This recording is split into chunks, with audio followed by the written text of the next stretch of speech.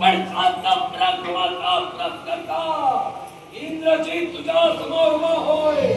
एकाच जिल्ह्याची होदकारी विडंबना थांबव. आघाडीचा जाणार नाही. जाईल पण केव्हा?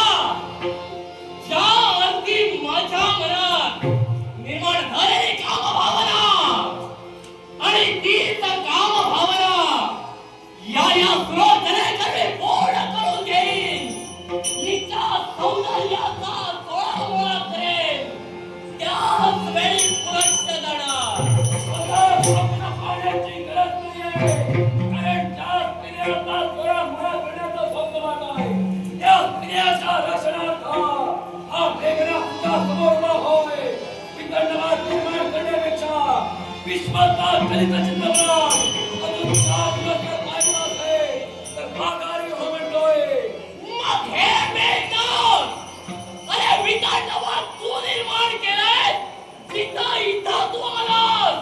अरे मी माझ्या ते स्वप्न पाहत होतो आणि असं वाटू लागलं आतापर्यंत मी स्वप्न पाहिली नव्हती, पण याच्या पुढं निश्चितच पाहणार. स्वप्न पाहिली नव्हतीस याच्याही पुढे पाहू नको. कारण स्वप्नात तुझा घात होऊ शकतो. असं केव्हाही नाही.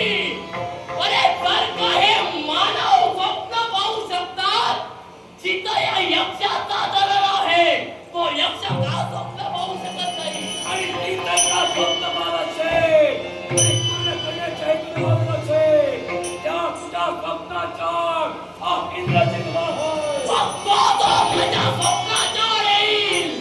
त्याच्या जीवनाचा शेवट केल्याशिवाय मी स्वस्थ राहणार नाहीये. अरे त्या इंद्रचितावर हात करतोय हेच मला माहित आहे. मग मला सुद्धा पाहिजे.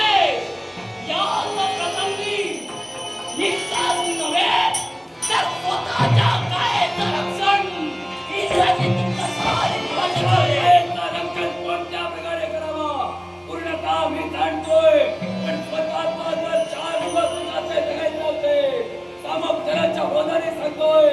या स्त्रीची क्षमा आणि माघारी अरे